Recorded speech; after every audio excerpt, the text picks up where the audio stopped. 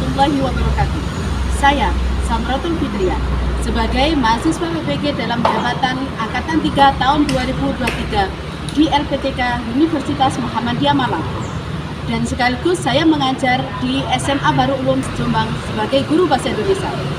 Pada hari ini, Selasa 5 Maret 2024, saya akan melaksanakan praktik pembelajaran atau uji kinerja di kelas 10 SMA Baru Ulum Tambak Beras. Assalamualaikum warahmatullahi wabarakatuh. Waalaikumsalam warahmatullahi wabarakatuh. Gimana kabarnya anak-anak hari ini? Alhamdulillah sehat. Sebelum kita mulai pembelajaran pada siang hari ini, marilah kita berdoa. Untuk doa dipimpin oleh ketua kelas. Marilah kita berdoa menurut keyakinan masing-masing. Doa mulai.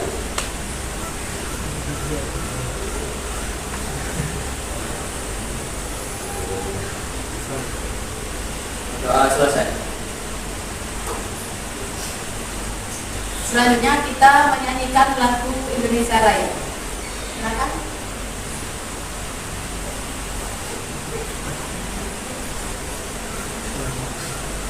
Hiduplah Indonesia Raya. Dua. Indonesia tanah airku, tanah tumpah darahku. Di sanalah aku berdiri, jadi pandu hidupku. Indonesia kebangsaanku, bangsa dan tanah airku. Marilah kita bersatu, Indonesia bersatu. Hiduplah tanahku, hiduplah negeriku, bangsaku, rakyatku semuanya. Bangunlah jiwanya, bangunlah badannya untuk Indonesia Raya.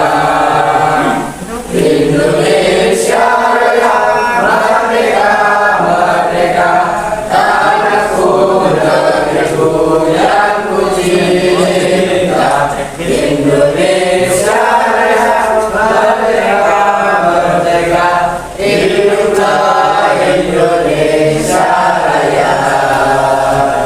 Indonesia Raya, merdeka, merdeka, tanahku, negeriku yang ku cinta. Indonesia Raya, merdeka, merdeka, hiduplah Indonesia Raya. Kan duduk kembali.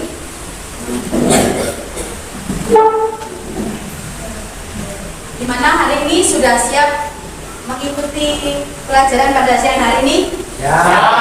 Meskipun siang ya, kita harus tetap semangat. Ya, meskipun yang lainnya sudah pulang, kita harus tetap semangat. Ya. Kalau gitu saya absen dulu ya. Hari ini ada yang tidak masuk? Ada yang tidak masuk hari ini?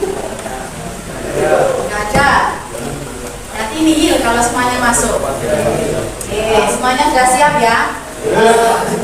Sekarang saya akan langsung memulai, atau mungkin di antara kalian ada yang kurang sehat hari ini, karena ini kan kondisinya cuacanya lagi panas, lagi terik, mungkin ada yang tidak sehat hari ini. Alhamdulillah semuanya sudah sehat, semuanya sehat-sehat aja ya. Ya.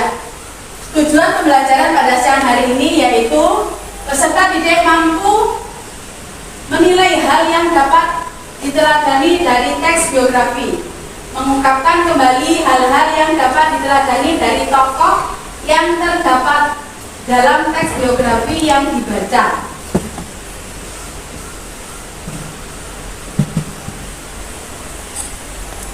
Nah, ada pertanyaan. Siapakah tokoh idola kalian? Ayo, siapakah tokoh idola kalian? Coba saya angkat tangan. Gus Dur. Ya, apa alasannya kok idolanya Gus Dur? Apa alasannya? Kalau orang mengidolakan seseorang itu pasti ada hal yang dicintai. Namanya idola itu berarti dia kan mencintai ya. Nah, kalau mencintai Gus Dur atau idolanya Gus Dur, apa yang kamu cintai dari sosok Gus Dur? Orangnya baik. Tahu tak Sanan kalau orangnya baik?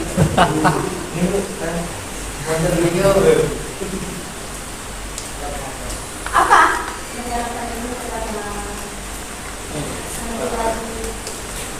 Santriwati. Pendidikan pondok pesantren. Terus Gus Dur itu siapa sih? Gus Dur itu siapa? Presiden keberapa? Presiden keberapa? Sekarang atau empat? Empat. Selain Gus Dur, tokoh idolanya yang kalian sukai siapa? Selain Gus Dur ya? B.J. Habibie. Siapa itu B.J. Habibie?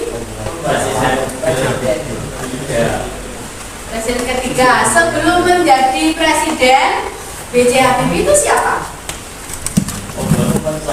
Oh, membuat pesawat ya. Termasuk B.J. Habibie itu adalah orang yang mempunyai keahlian yang tidak diragukan lagi. Bahkan beliau itu termasuk menteri di luar negeri karena hidupnya selama dari kecil beliau itu hidupnya di luar negeri. Itu B.J. Habibie. Terus apakah kalian pernah membaca teks biografi di internet atau di buku atau di majalah? Kalau pernah, angkat tangan coba. Siapa yang pernah membaca teks biografi di buku, di internet atau di majalah? Kalau nggak angkat tangan berarti nggak ada yang pernah yang membaca ini ya. Iya, nggak pernah baca. Waduh, perpusnya nanti bisa tutup kalau nggak dibaca. Terus, apakah kalian ketahui tentang unsur-unsur pembentuk teks biografi?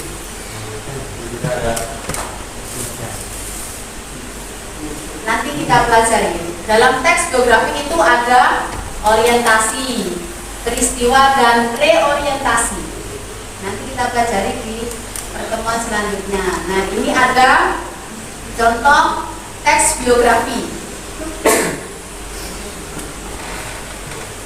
Nah, ini gambarnya siapa yang di teks biografinya siapa? B.J. Habibie.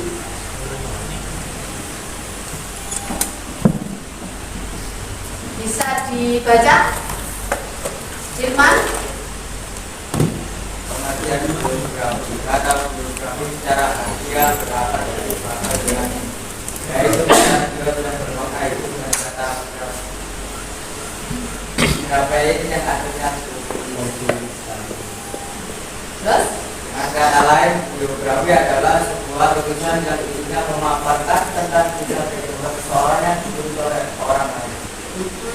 Berarti biografi itu adalah sebuah tulisan yang isinya memaparkan tentang kisah hidup seseorang yang ditulis siapa?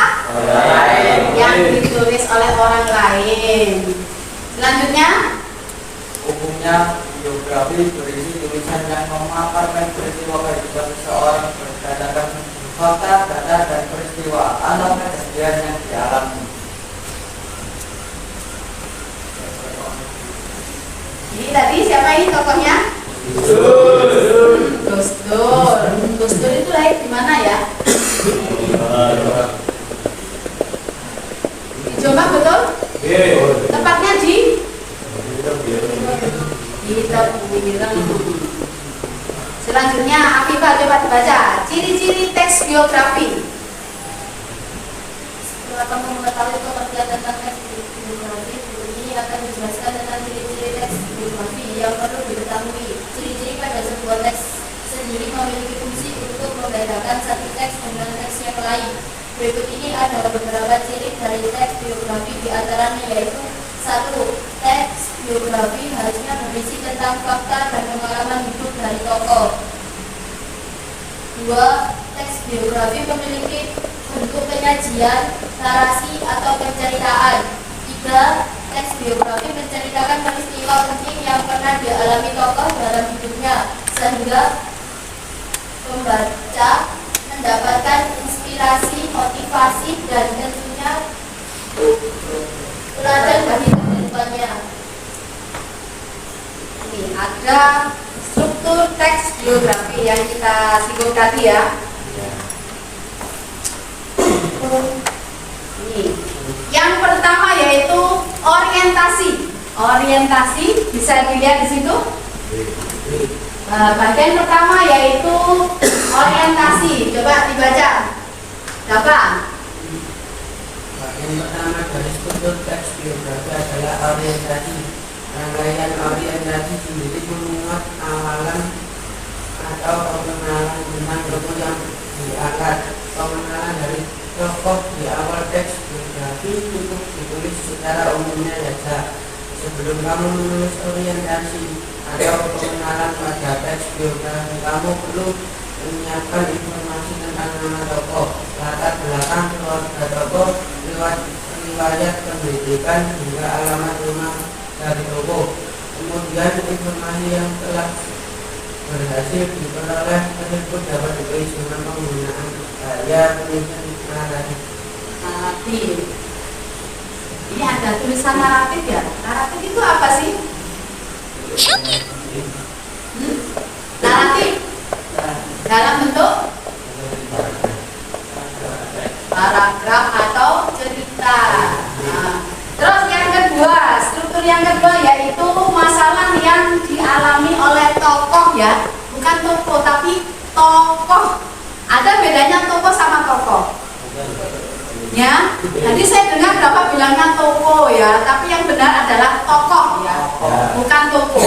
Kalau tokoh itu berarti menunjukkan tokoh bangunan gitu ya. Kalau tokoh itu berarti orang ya, orangnya. Ya, selanjutnya atur struktur yang kedua.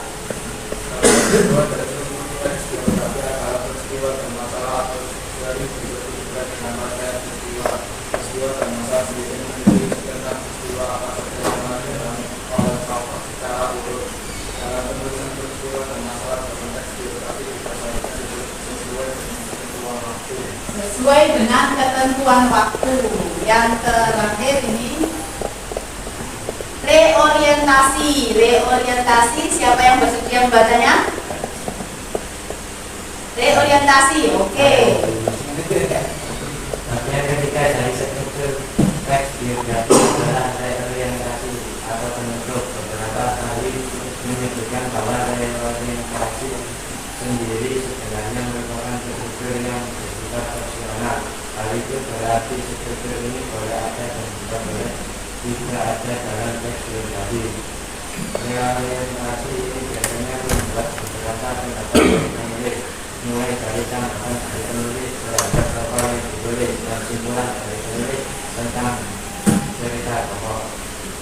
Reorientasi ini merupakan pendapat penulis ya. Nah, reorientasi ini boleh ada, boleh tidak. Seperti reorientasi ini mengomentari dari isi yang ditulis. Itu boleh ditulis, boleh ada, boleh tidak ya. Reorientasi. Sekarang ada selanjutnya yaitu kaidah kebahasaan teks biografi.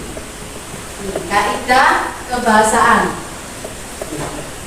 Kaidah kebahasaan yang pertama dalam teks biografi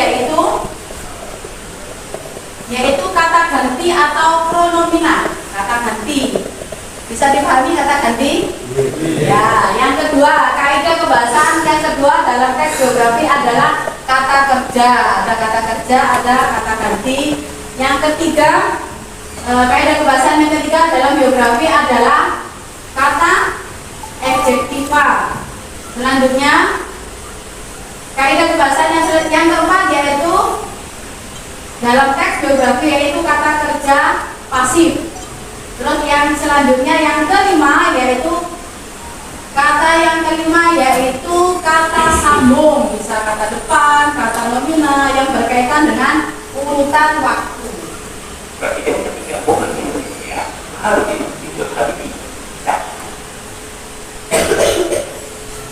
Ya, ada contoh teks biografi B.J. Habibie. Coba kalian amati videonya ya. Di pagi hari, di Laut Selatan, pada 25 Juni 1936,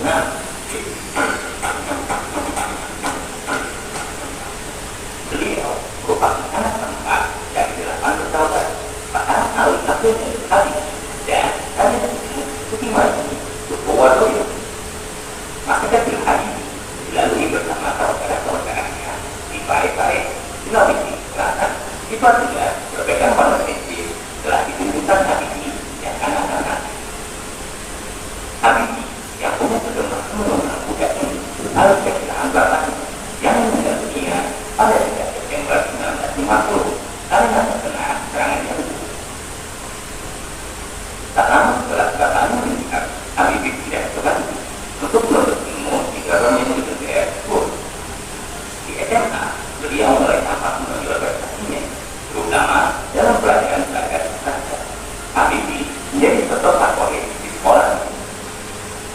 Setelah tamat SMA di Bandung tahun 1954, beliau langsung Universitas Indonesia di Bandung, sekarang ITB. Habibie menikah dengan Asnya Ainun Habibie pada tanggal 12 Mei 1962. Ia dikaruniai dua orang putra, yaitu Ilham Akbar dan Arjama. Beliau mendapat gelar diploma dari Teknik School Jerman tahun 1960 yang kemudian mendapatkan gelar doktor dari tempat yang sama tahun 1965. Tahun 1967 menjadi profesor kehormatan guru besar pada Institut Teknologi Bandung. Habibie hanya setahun kuliah di ITB Bandung. 10 tahun kuliah hingga meraih gelar doktor untuk di pesawat terbang Jerman dengan gelar cuma kumlaut. Lalu bekerja di komisi pesawat terbang terkemuka NBT Jerman sebelum memenuhi panggilan Presiden Soeharto untuk kembali ke Indonesia. Di Indonesia, Habibie 20 tahun menjabat Menteri Negara Riset atau Kepala BPPT, memimpin 10 perusahaan BUMN industri strategis, dipilihnya PR menjadi wakil presiden RI, dan disumpah oleh Ketua Mahkamah Agung menjadi presiden RI menggantikan Soeharto. Soeharto menyerahkan jabatan presiden itu kepada Habibie berdasarkan pasal 8 Undang-Undang Dasar 1945. Sampai akhirnya Habibie dipaksa pulang Aceh akibat terjadi impor yang merdeka. Tidak bertanggung jawabannya ditolak DPR RI. Beliau pun kembali menjadi warga yang biasa, kembali pulang tidak mungkin ke Jerman. Namun, pada era kepemimpinan SBY, Habibie kembali aktif sebagai penasihat presiden dalam rangka mengawali proses demokrasi di Indonesia melalui organisasi yang mendirikannya, yaitu Habibie Center. Ia juga aktif kembali di Partai Golkar sebagai ketua Dewan Penasehat. Pada tanggal 22 Mei 2010, Habibie harus kehilangan istri akibat kanker operasi yang dideritanya. Sebagai bentuk kecintaan Habibie pada istrinya, ia menulis sebuah buku bertajuk Habibie dan Monica, setelah secara teknologi alam yang kemudian diangkat di lembaga lebar dengan judul yang sama. Habibie meninggal dunia di RSPAD Gatot Subroto pada tanggal 11 September 2019 pukul 18.05 karena gagal jantung.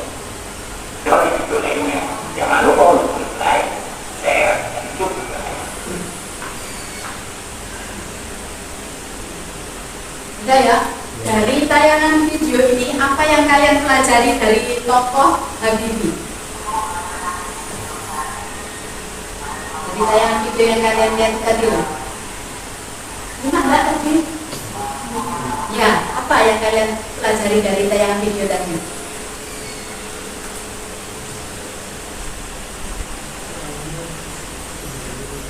Ayo, apa tadi?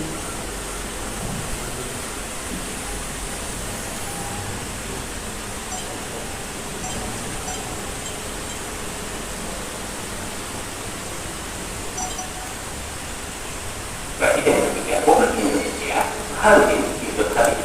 Nah, nama lengkapnya B.J. Habibie siapa tadi? Termasuk presidennya keberapa? Yang ketiga, menggantikan Soeharto ya. Terus B.J. Habibie atau Pak Habibie itu karena saking pinternya, makanya gelarnya doktornya itu summa cum laude.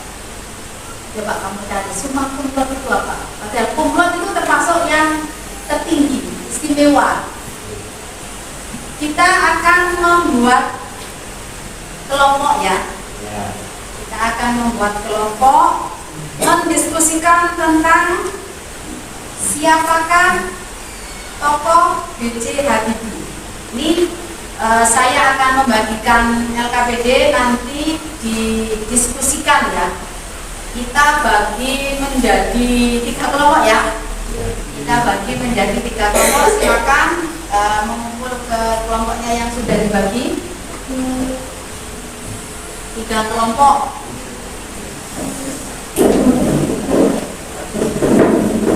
Berarti ada yang cepat, ada yang 3.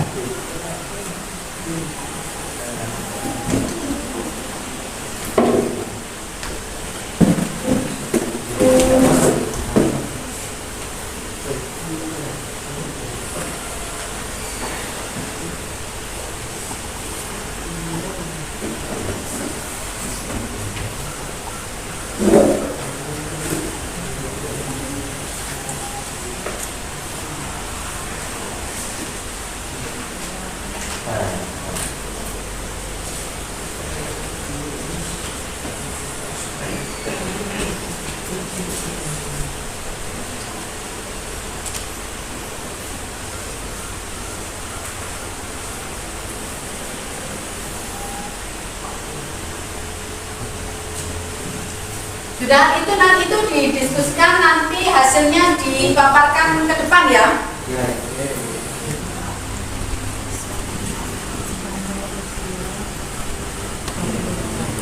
Nah, ini gambar ini.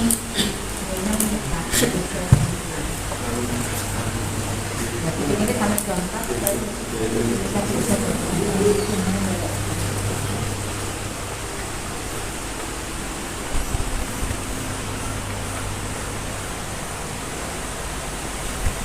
Sambung. Sudah ditemukan jawabannya.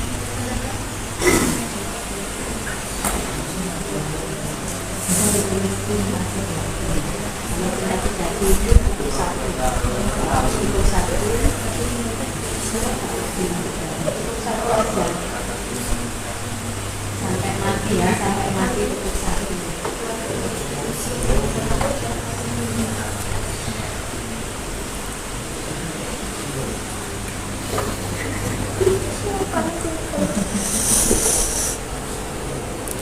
Sudah selesai? Sudah selesai? Kalau sudah selesai berarti kelompok 1 silakan memaparkan hasilnya ke depan. Kelompok 1.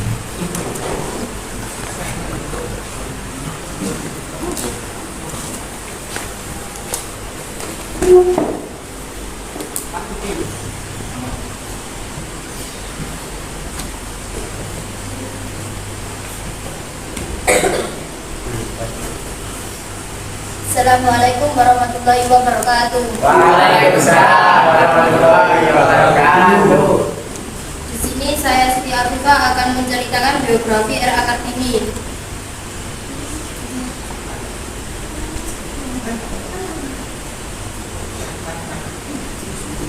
Kelompok 1 ya buka kalau dinas. Biografi R.A. Kartini. Raden Kartini adalah pahlawan nasional Indonesia yang lahir di Jepara, Hindia Belanda pada tahun 21 April 1979 dan meninggal di Rembang, Hindia Belanda pada tanggal 17 September 1904 pada usia yang sangat muda yaitu 20 tahun. Nama lainnya bisa disebut Raden Ayu Kartini, tokoh Jawa dan pahlawan nasional Indonesia yang berasal dari tanah Jawa, dikenal sebagai pelopor kebangkitan wanita pribumi atau disebut feminisme. Raden Ajeng Kartini merupakan bangsawan Jawa. Nama ayah Kartini adalah Aryo Sosroningrat. Aryo Sosroningrat adalah seorang patih yang diangkat menjadi Bupati Jepara.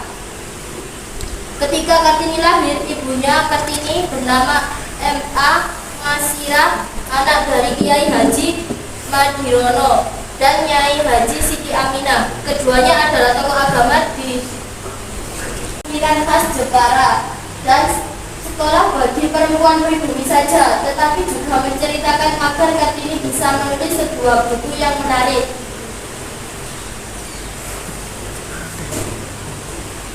Di sini saya selesai menceritakan biografi R.A. Kartini. Barangkali ada yang dipertanyakan? Silakan. Tiga. Saya mau bertanya, saya dari nama Muhammad Iqbal Saifullah dari kelompok 3 mau bertanya mengapa R.A. Kartini dipilih. Hop, 3. Di sini saya akan menjawabkan dari pertanyaan Iqbal. Karena perempuan Jawa pada waktu umur 12 tahun tidak boleh keluar rumah sembarangan. Sebab itu R.A. Kartini dipingit oleh keluarganya sampai usia 24 tahun. Lalu R.A. Kartini menikah di usia 24 tahun. Sudah paham? Apa ada yang ditanyakan? Ya. Sekian dari kelompok 1. Assalamualaikum warahmatullahi wabarakatuh.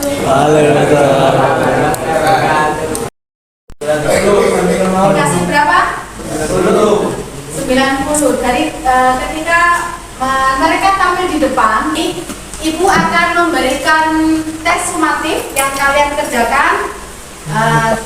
Itu untuk mengukur kemampuan kalian dalam memahami materi pada siang hari ini. Ya.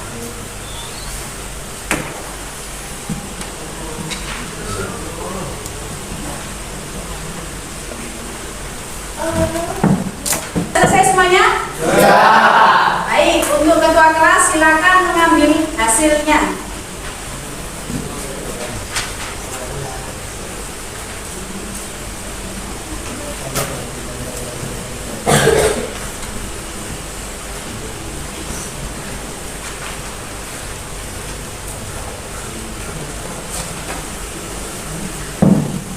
Terima kasih. Oke anak-anak, kita akan merefleksi ya kegiatan pada siang hari ini. Menurut kalian, apa yang kita pelajari pada siang hari ini bagaimana? Menarikkah? Menyenangkan? Kalau menyenangkan, alasannya apa? Karena bisa mengetahui. Semoga apa yang kita pelajari pada siang hari ini dapat bermanfaat untuk kita semuanya ya, untuk kalian ke depannya nanti. Sebelum kita akhiri, marilah kita berdoa. Untuk ketua kelas, silakan memimpin doanya. Siap, Bro. Doa mulai.